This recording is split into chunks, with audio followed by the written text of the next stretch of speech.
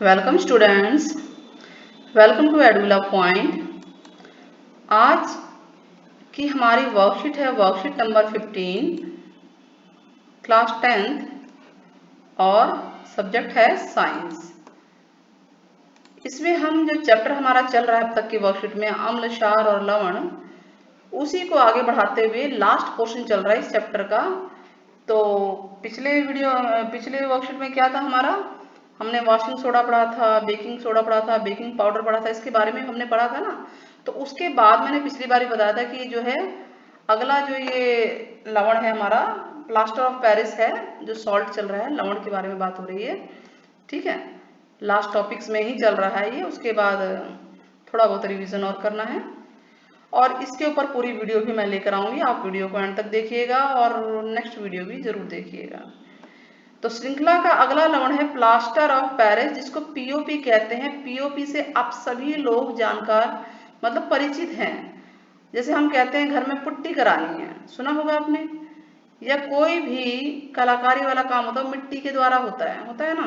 Kitchen की जो सामने दरवाजा है उसको डेकोरेट कराना है, या छत है जो छत पे आपको डिजाइनदार फूल बनवाने हैं, या कैसी भी चीजें, तो उसमें यूज क्या होता है, उसमें यही यूज होता है प्लास्टर ऑफ पेरिस। वो प्लास्टर ऑफ पेरिस होता है एक्चुअली में, जिसको हम पीओपी कहते हैं।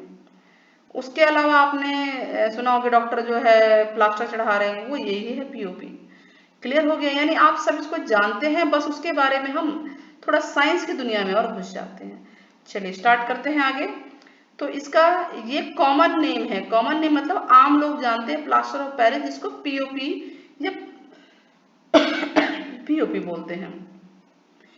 रासायनिक सूत्र है इसका कैल्शियम सल्फेट, और ये आधा है, आधा को हेमी बोलते हैं, हेमी हाइड्रेट, वाटर है ना ये, आधा वाटर है, तो कैल्शियम सल्फेट हेमी हाइड्रेट, और यही इसका केमिकल नेम है। तो केमिकल फॉर्मूला पता लग गया, रासायनिक सूत्र और रासायनिक नाम भी पता चल गया हमें। ठीक, यह जिप्सम को, यानी जिप्सम, देखिए जिप्सम का ये फार्मूला होता है कैल्शियम सल्फेट, और ये दो है डाई हाइड्रेट है, तो आप दोनों में अंतर देखिए, 1.5 का अंतर है ना। पानी इस वाले से, पीओपी से पानी जो है इसमें 1.5 ज्यादा है। तो यानी जब जिप्सम को 373 डिग्री केल्विन पे गर्म करते हैं तो हमें क्या प्राप्त होता है, उसमें से 1.5 पानी निकल जाता है और हमें प्राप्त होता है पीओपी। क्लियर हो रहा है? हाँ, तो जब हम इस तापमान पे जिस्म को गर्म कर रहे हैं तो जो जल के अणु है मैंने आपको बताया, वो वाष्प में बदल जाते हैं और हमें मिलता है पीओपी। ठीक है, पीओपी होता कैसे रंग का है आपने देखा होगा, व्हाइट कलर का होता है ना, सफेद रंग का चूर्ण होता है। और जैसे ये पुट्टी नहीं होती, जल मिला देते हैं, पानी मिला देते हैं, थोड़ी देर छोड़ दें तो क्या होता है, वो सख्त बन जाता है ना। यानी जिप्सम से पीओपी यानी प्लास्टर ऑफ पेरिस प्राप्त करने में तो आपको बहुत गर्म करना है, ये देखिए टेम्परेचर।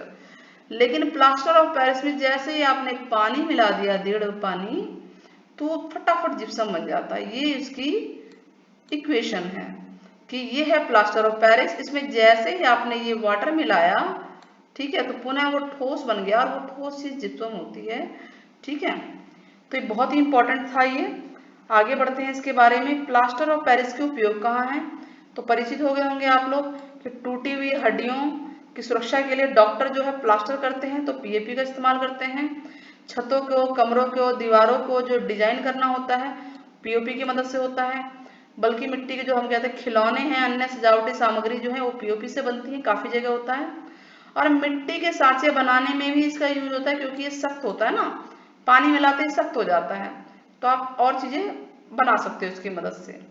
तो ये 4 मेन यूज हैं जो आपको याद रखने हैं। अच्छा लग रहा है ना ये, अच्छा इंटरेस्टिंग है क्योंकि हम इसके बारे में जानते हैं। देखिए वीडियो अगर आपको पसंद आती है तो प्लीज सब्सक्राइब तो बनता है ना, एक लाइक सब्सक्राइब बनता है, और अच्छी लगे तो आप अपने फ्रेंड्स में भी आप शेयर कर सकते हैं। कमेंट में ज़रूर बताइएगा कि आपको कौन कौन से चैप्टर्स की वीडियो चाहिए। साथ में अगर इस चैप्टर की भी पूरी वीडियो चाहिए तो हम ज़रूर लेकर आएंगे, आप लोग कमेंट जरूर कीजिएगा। कमेंट करने से हमारा भी हौसला बढ़ता है। चलिए आगे बढ़ते हैं। क्या लवण के क्रिस्टल वास्तव में शुष्क हैं, तो लवण के क्रिस्टल शुष्क प्रतीत होते हैं, लगता तो है कि वो शुष्क हैं, लेकिन बहुत से लवण ऐसे होते हैं जिनमें जल के अणु उपस्थित होते हैं। जैसे अभी हमने पढ़ाई था ये वाला ही। या दूसरा ले लो, लवण के एक सूत्र इकाई में जल के निश्चित अणु होते हैं, यानी किसी भी लवण में अगर जल के अणु है भी, जल यानी H2O, इसके अगर अणु है भी, इसको अणु बोलते हैं, ठीक है, H2O को। तो अगर किसी लवण में, सॉल्ट में जल के अणु है भी, तो वो एक निश्चित अनुपात में ही होंगे। जैसे आप यहाँ देखिए, प्लास्टर ऑफ पेरिस में आधा ही है जल के अणु, है ना, तो हमेशा प्लास्टर ऑफ पेरिस में आधा ही होंगे। जिप्सम में डाई है, 2 हैं, तो 2 ही रहेंगे, ठीक है। तो एक निश्चित अनुपात की जो संख्या है, इसको दोबारा पढ़ते हैं लाइन को। लवण के एक सूत्र इकाई में जल के निश्चित अणुओं की संख्या को क्रिस्टलन का जल कहते हैं। कि जो निश्चित संख्या है उस क्रिस्टल यानी कि लवण के जो क्रिस्टल हैं उसमें जल जितनी भी मात्रा में है उस जल को बोलते हैं क्रिस्टलन जल। अब लवण में जितने लवण जिनमें जल के अणु उपस्थित होते हैं, देखिए ये बात इंपॉर्टेंट है, जिन लवण में जल के अणु है यानी जल है उन्हें बोलते हैं आर्द्र लवण, ठीक है, आर्द्र है यानी उसमें नमी है। जैसे कॉपर सल्फेट, ठीक है, कॉपर सल्फेट। कॉपर सल्फेट होता क्या, इसके बारे में भी जान लेते हैं क्योंकि इस पे क्वेश्चन बन जाता है कि कॉपर सल्फेट के जो क्रिस्टल है, क्रिस्टल मतलब जैसे आपने नमक और चीनी क्रिस्टल देखे ना, इस तरह से क्रिस्टल बोला जाता है, ठीक है। तो इसके क्रिस्टल नीले रंग के होते हैं, कॉपर की वजह से ही जो है ये सल्फेट, कॉपर सल्फेट है, तो कॉपर सल्फेट के क्रिस्टल नीले रंग के होते हैं क्योंकि इसमें 5 जल के अणु उपस्थित हैं। तो इसका सूत्र क्या बनेगा, कॉपर सल्फेट होता है CuSO4, सल्फेट यानी SO4, और 5 जल के अणु हैं तो 5 लगा देंगे H2O के आगे, ठीक है।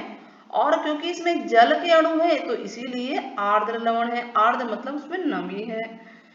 आगे करें, जब कॉपर सल्फेट के क्रिस्टल को, ओनली कॉपर सल्फेट के क्रिस्टल को गर्म करते हैं तो यह जल के अणु त्याग देता है, मतलब जल निकल जाता है और इसका रंग सफेद हो जाता है। क्योंकि पानी है तो पानी की वजह से ये चीजें घुल गई उसमें और वो नीली हो गई, पानी ही नहीं रहा तो वो रंग कैसा हो गया, सफेद रंग का।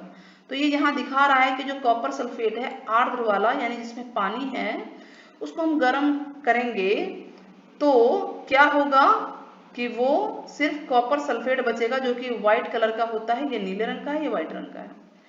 अच्छा, आर्द्र का अपोजिट होता है अनार्द्र, विलोम शब्द है ना, तो अनार्द्र यानी कि बिना पानी वाला, शुष्क जिसे बोलते हैं। कॉपर सल्फेट में जल मिलाया जाता है या वायु में उपस्थित नमी के संपर्क में आने पे वापस ये नीला हो जाता है। समझ में आई बात, यानी जो ये सूखा वाला व्हाइट पार्ट है ये वाला, जैसे इसमें आप जल मिला देंगे या इसे नमी में छोड़ देंगे तो वापस ये कैसे कलर का हो जाएगा, नीले रंग का। चलिए इस पर टेबल हम थोड़ा सा पढ़ते हैं कि कॉपर सल्फेट का रंग नीला है और इसका रासायनिक सूत्र ये है, और ये है सारे आर्द्र वाले हैं, ये जितने दिख रहे हैं ना आपको फॉर्मूले, क्योंकि सब में देखिए जल है, तो सारे नमी वाले लवण हैं copper sulphate, CuSO4 5H2O, ferrous sulphate, फेरन मतलब आयरन सल्फेट, लोहा है ये, इसमें 7 वाटर होते हैं, 7 जल के अणु हैं, और सोडियम कार्बोनेट में 10 जल के अणु हैं, जिप्सम में 2 था ही जिप्सम में, और इनके रंग भी बता रहे हैं कि कॉपर सल्फेट का रंग नीला है, फेरस सल्फेट का हरा होता है, सोडियम कार्बोनेट जो है धोने का सोडा वो तो सफेद ही होता है, और जिप्सम भी सफेद होता है। तो आई होप आप लोगों को ये चीजें सारी समझ में आ गई होंगी। अगर ये समझ में आ गई तो हम आगे बढ़ें। तो आगे बढ़ने से पहले हम लोग इसको थोड़ा सा इरेज कर देते हैं, तो हमें हाईलाइट करने की जगह मिल जाएगी हमें कौन सा हमारा आंसर है। आज आंसर हम लोग इसी में टिक करते हैं, ठीक है ना, इसको इरेज कर देते हैं और फिर इसमें हम टिक करते हैं। तो स्टार्ट करते हैं पहला क्वेश्चन। पहला क्वेश्चन क्या है बताइए। पीओपी का पूरा नाम और इसके 3 उपयोग। हमने बहुत अच्छी तरह से पढ़ा है। पीओपी का पूरा नाम क्या है, प्लास्टर ऑफ पेरिस। क्या नाम है, प्लास्टर ऑफ पेरिस। तो आप कहीं से भी लिख सकते हैं, आप लिख देंगे पीओपी का पूरा नाम है प्लास्टर ऑफ पेरिस। पहले का आंसर है ये। ठीक है। आगे उसके 3 उपयोग पूछे, हमारे पास तो 4 उपयोग है, तो ये भी फर्स्ट का आंसर उसी के बाद लिखेंगे आप। क्लियर हो रहा है? आपको यहीं से आंसर बता दिया जा रहा है, ठीक है, और आगे फर्दर देखने की जरूरत नहीं पड़ेगी। तो ये हो गया प्लास्टर ऑफ पेरिस का पूरा नाम और उसके 3 उपयोग। फर्स्ट क्वेश्चन हमारा हो गया।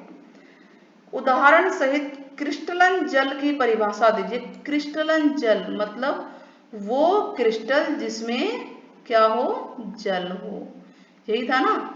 तो ये है लवण के एक सूत्र की इकाई में जल के निश्चित अणुओं की संख्या को क्रिस्टलन जल कहते हैं। यानी लवण में अगर जल के निश्चित अणु हैं तो यहां से आंसर हमारा यहां तक हो गया, ये सेकंड का है, उसको हम क्रिस्टलन जल कहते हैं।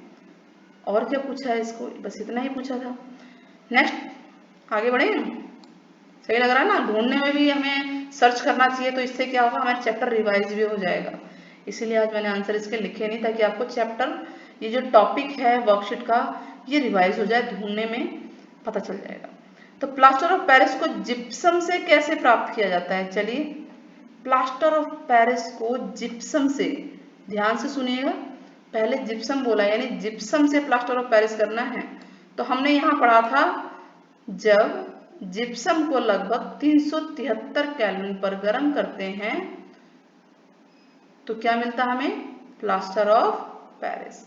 तो ये यहां तक हमारा आंसर थर्ड का हो गया। क्लियर हो गया, समझ में आ रहा है।